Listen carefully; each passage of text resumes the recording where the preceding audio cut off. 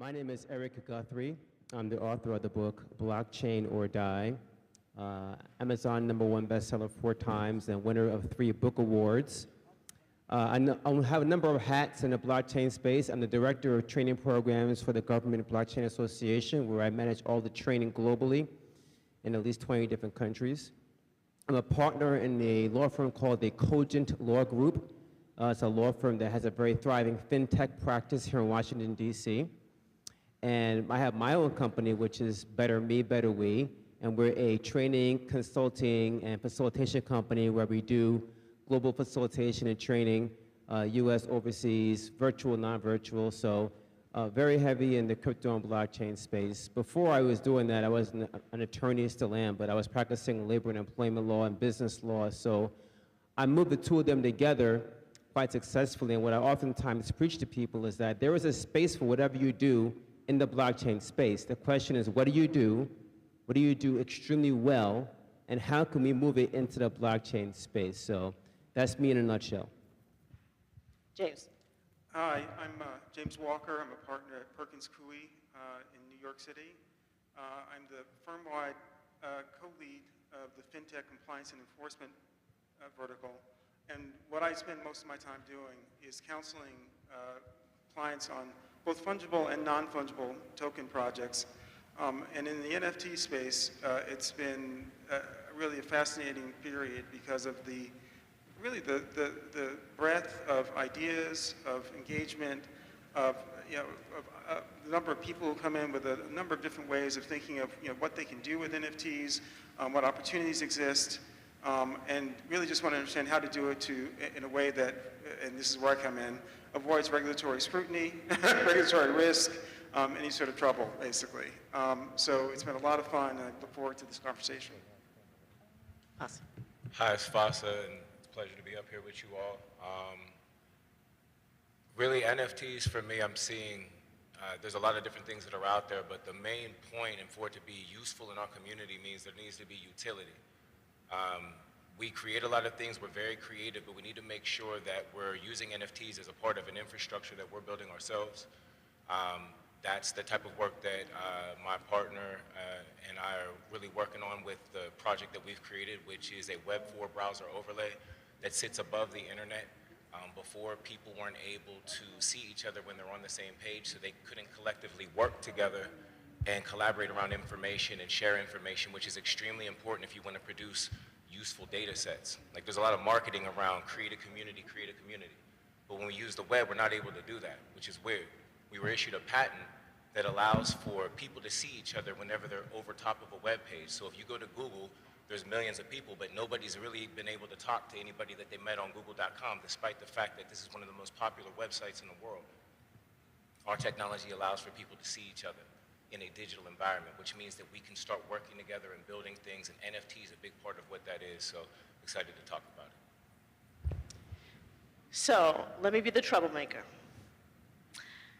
Little know-it-all Deidre comes up to you and says, NFT is still nothing new.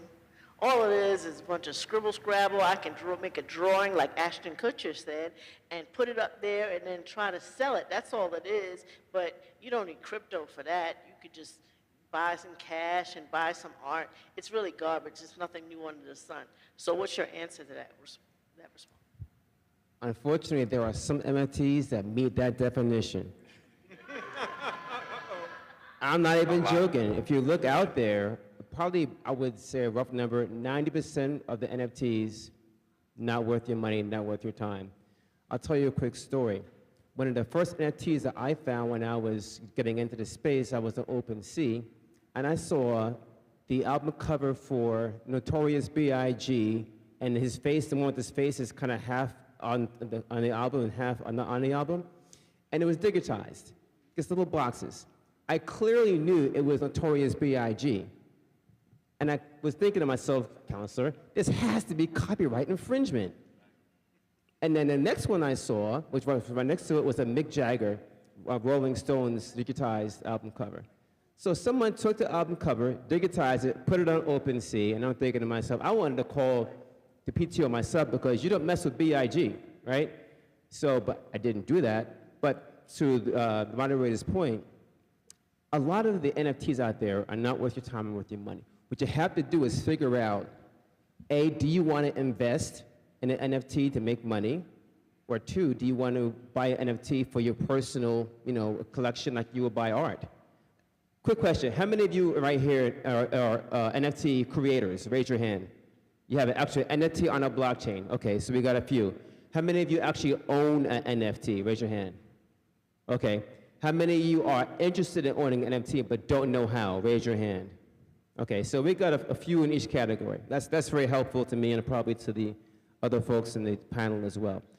So the first thing you do is determine what type of investor you want to be if you're the investment side. If you want to make money, it's a whole different scenario.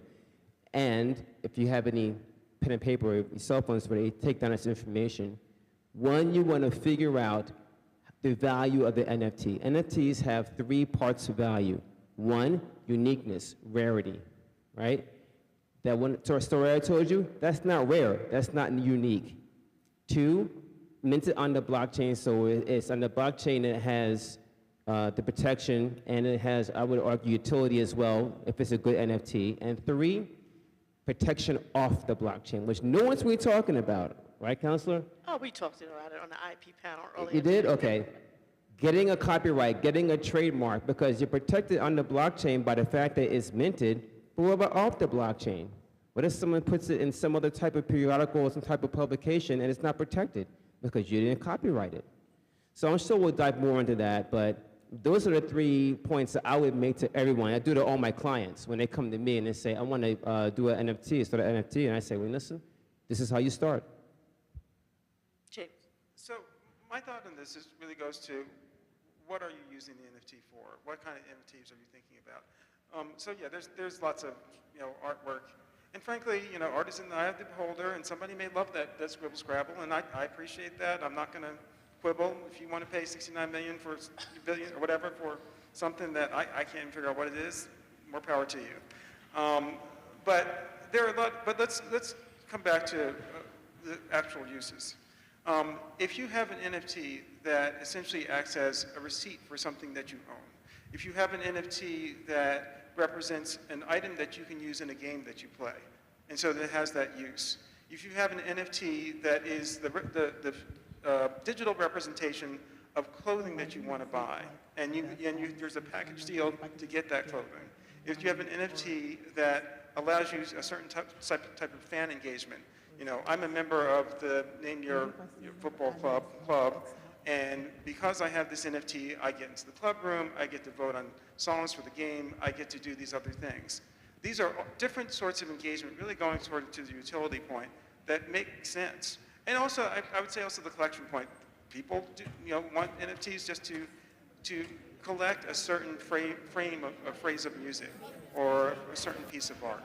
And if that's your interest, then that makes sense. So I think you can really think about NFTs and value sort of expansively based on what you're creating, what you are collecting it for, what you're using it for. I agree 100%. You're creating it. I think we are the biggest source of NFT creation. I think that your data can be used to support other people that are just like you, and that is a value exchange. So how can we innovate to make sure that the data that you're producing on a day in and day out basis, even if it's health-related data, I'll use an example. My father was diagnosed with aggressive metastatic prostate cancer, and he was given 2.5, 3 years to live based off the doctor's expectations. And they're asking him all these questions, and he's giving them information, but then the questions that he has, the doctors can't give him information back. They can't give him information back because that's not their shared experience. He's the one that's producing the data that's extremely useful. So we started to think about wow, how is it that the aggressive metastatic prostate cancer community could come together and start producing a data set that's valuable, especially for African American men or African related, you know what I mean? That this is something that we deal with on a day in and day out basis because of this particular diet or whatever the reason is. But how could NFTs be used to be able to make it more clear for my father to make choices that that community sees as valuable? I see that as an NFT because you can't fund his medical records. unless you're like Henrietta Lacks, and that's happened to us before as well. But we need to own our data because there's a lot of great things that we could be doing. There's a lot of utility that we could be creating. But we're not going to do any of that if we don't own and control the data. And I think that creating an environment where that data can't be replicated and duplicated and can be enforced, that's something that needs to take place. And that's not something this economy provides us with. You create something, somebody's out there trying to copy. Blockchain's going to bridge the gap, but I really think we need to move intentionally as a community to own an environment, create marketplaces and exchanges that really enforce if people are taking your data or if people are doing like the copyright infringement and the different things that you're talking about. Are there any utility-based NFTs that you've seen currently out there now that you think are very interesting or very good use cases? Well, I think I want to back up for a second. The one thing that people don't realize and we kind of danced around it for a second, but let's just get right to the point. NFT, the primary benefit of NFT is not gaming, it's not art, it's information. NFTs store information, period. Now, how you market it, how you package it, how you sell it, that's where all that comes into play, right?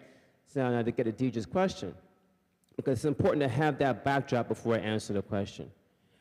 I believe that the best way that I've seen so far is with concert tickets, with attending events.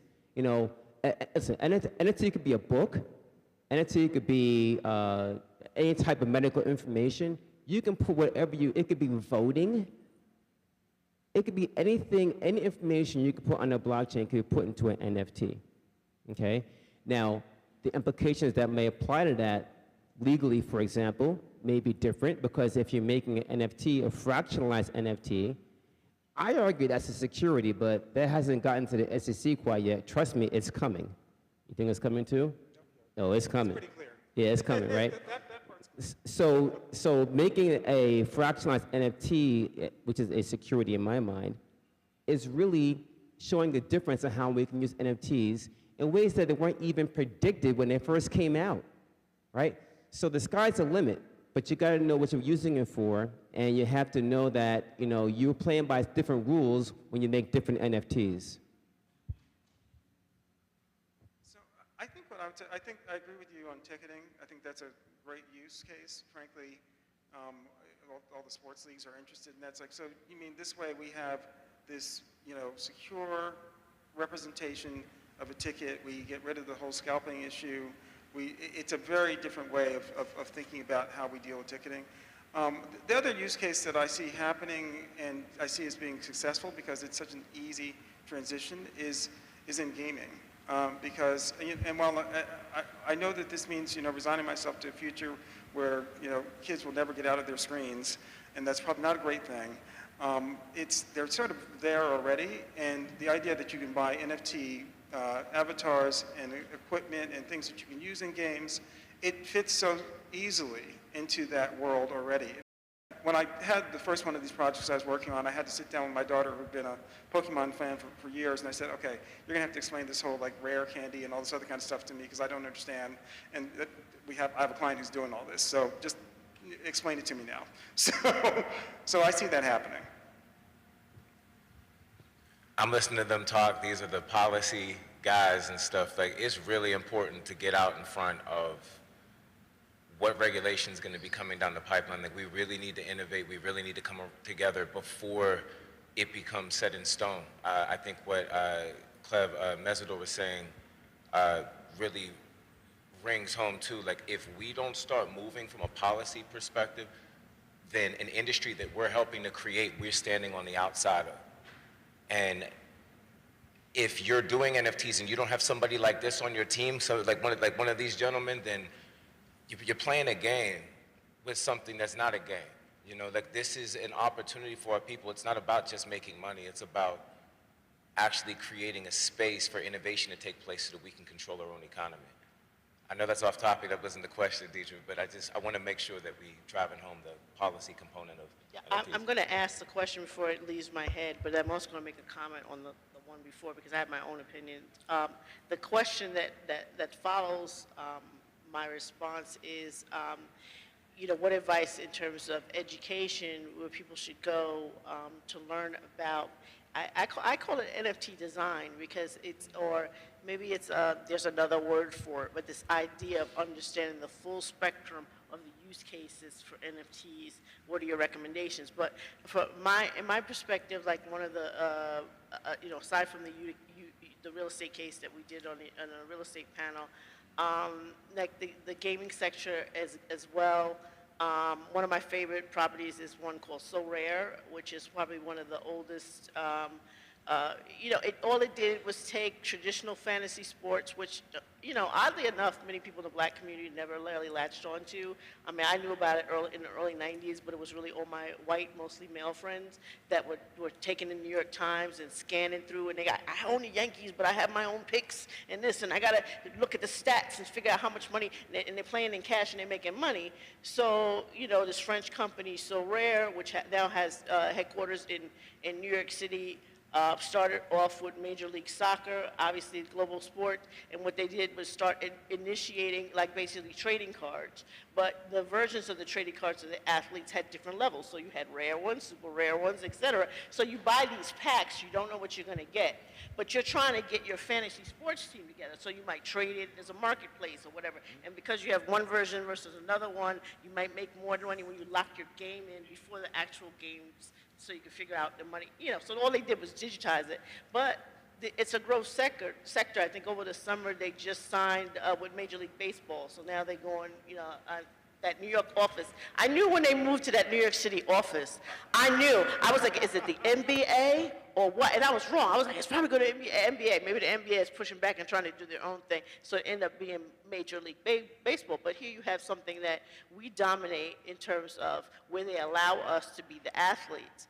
But conversely, I'm looking at So Rare and saying, well, where's the diversity? Because who understands sports with black people, whether we're playing it or whether we're understanding the stats of that? So there's something that we need to be aware of that's occurring, that we're losing grounds, even in the areas that we dominate. So back to the question about where would you recommend people to go to understand the facet beyond just printing art, but the utilities, supply chain, any type of thing, where would you suggest that they go, considering this is not something that you can major at Howard just yet? So I have a two-part answer for that. And the first part is, we heard it at a previous panel, there's lots of great content out there in places like YouTube, Coursera, other places like that. There's also NFT conventions. I mean, that was just one in Miami in April. And there's a number of NFT conventions where you can meet NFT innovators. You can meet, NFT, folks that are in the thought-provoking space, right? You can also take an actual course, like either a virtual or in-person course. I have a course called NFT, Learn to Profit from NFTs. It's a one-day course. It gets you started. So I'm not trying to pitch that, but I'm just saying you can also go to other organizations and you can actually get courses from them. If you don't have the capacity or the aptitude to sit through a YouTube video or to sit through a Coursera course where you have to really kind of do it on your own, if you want to sit in front of someone and have that interaction, you can find someone that can give you a good NFT course. So I sort of want to answer that in part, sort of going back to something that you were saying. I think it's really important if you are thinking about getting involved in, say, launching an NFT company, where you're creating, you're doing other things, you're selling, et cetera, that you do sort of early on get some information about the spectrum of things that can be involved in that project. Frankly, a lot of our work at Perkins Coie is emerging company practice, and we have a number of, we align with a number of incubators, and we do a lot of calls just sort of to get people the lay of the land. And it takes a village to understand everything that can be involved. There's the intellectual property piece of it. There's the securities regulatory piece, depending on what you're doing. There's, can be a commodity piece, depending. There's money transmission. There's all sorts of things that affect what you're doing. And it's good to get some sense of, there's branding, there's, digital media strategy. There are all sorts of things that can affect the way that you do this. And it's really good to start to get a sense of that earlier on, so that when you're doing your planning, so you don't get so far down the road that you plan something that turns out you're going to run into a brick wall. And I've had those conversations, and those are really tough. It's like, you know, you talk to the person, you hear about their project, sounds great. It's like, oh, wait a second, that's like completely illegal. So, you know, let's think about backing up and whether you can sort of pivot to something that will work. There are a number of these, you know, incubators and other places where people will provide this sort of counseling, and we do this sort of counseling. It's just helpful to get that early on so that you have some sense of the direction before you get too far down the road. Agreed on both counts. I would say, if I had to attack the question from a different angle, I tell everybody to forget that anybody is an expert in this space as it relates to NFTs. I would say that this is sound advice because we're just simply saying the truth. There's a lot of great things you can do in this space. But with our level of creativity and what we have in any room with our people, we should really start to think as industrialists. Start to think about what would solve a problem.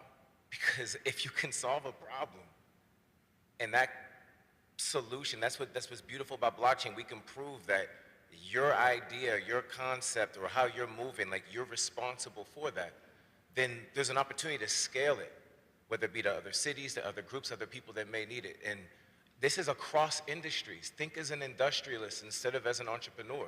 We've been programmed to do what other people tell us to do, when in reality, we need to be thinking about NFTs and pushing the bounds of what it can be, while also taking into consideration the supply chain, like they're saying. Like, if there's policy that's gonna hit the healthcare sector a certain way, then what does that do for health-related NFTs, or entertainment-related NFTs, or agricultural-related NFTs? These are all different ways of looking at information, as he is saying, and thinking about how to own it, license it, monetize it, and bring value to the person that generated it in the first place.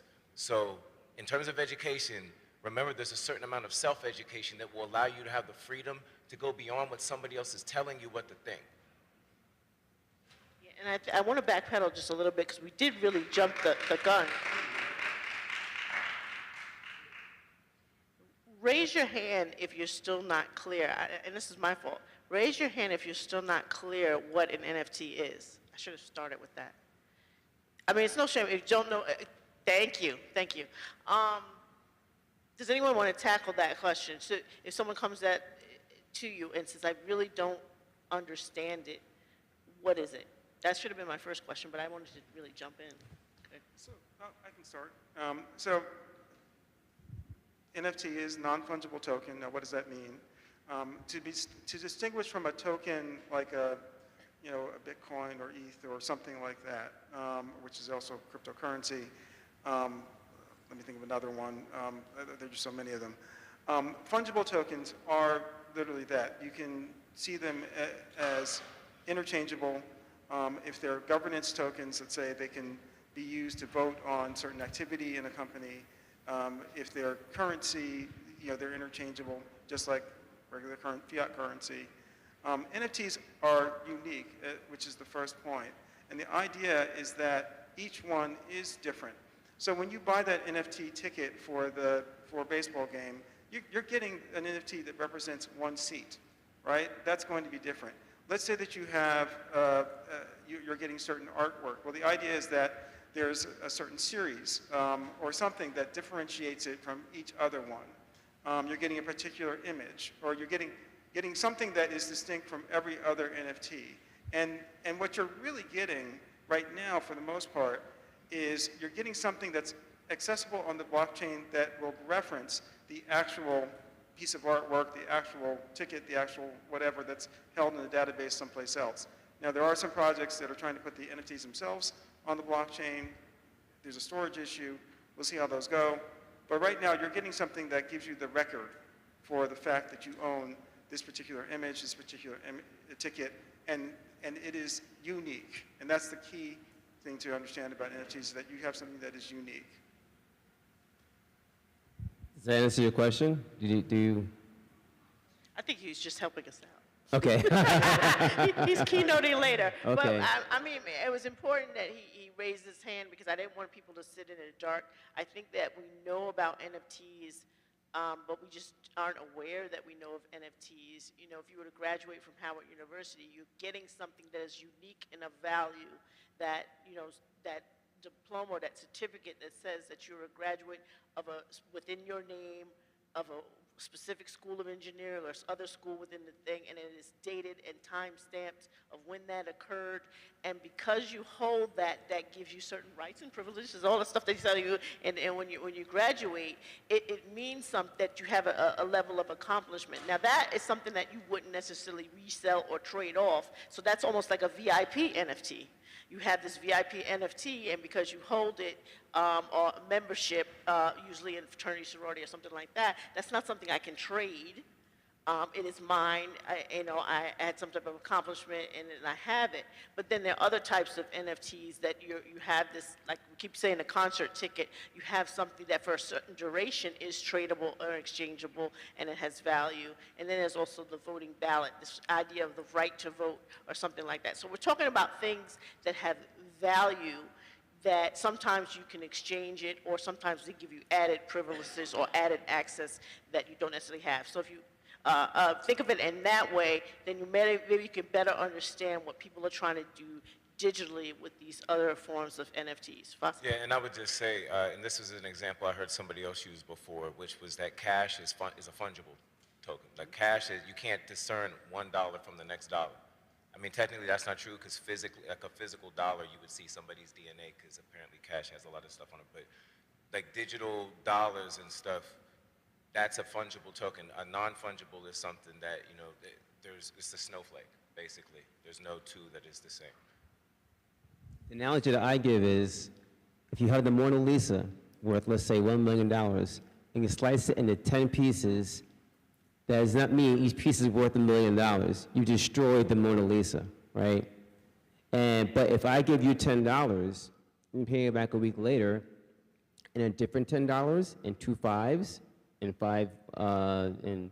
10 ones, and 40 quarters, it's still $10, right? So the fungibility part, the interchangeability, is what makes NFTs unique versus, you know, other investments and fiat currencies. The only way I would push back against that, and I know you're going to say, well, legally, it's a security, but if whoever actually owns the Mona Lisa decided, look, I just want to sell it to a bunch of people, and the collective ownership of the value of this thing now is dispersed between, you know, a bunch of French children in some school or something like that, and pay, you know, as long as they hold, and they can sell 1%. That's called a fractional NFT. We can't necessarily partake of it, but if you're in Canada, you can. It's called trash if you slice it up into 100 pieces. No, you're not physically. You're fractionalizing the ownership, not the asset, not the art. Okay, yes. itself. So I was talking about the actual picture, not the ownership. But yes, if you had an ability to sectionalize the ownership and keep the picture intact, and then it's sold again, and you get an increased portion of the ownership, then yes, it's a security. Or even the wealth of it being in the, I don't know what the relationship with the Mona Lisa is to the Louvre, but maybe whoever owns it or whatever, based on the population that goes see it, they get some type of money or value for it. You're splitting that, the revenue. So that, you know, technologically it is there. Whether legally we can do it is another matter. Again, I'd like to thank our panelists, Eric, James, and Fasa coming through in the clutch. Let's give them a round of applause. Thank you so much. Thank you all.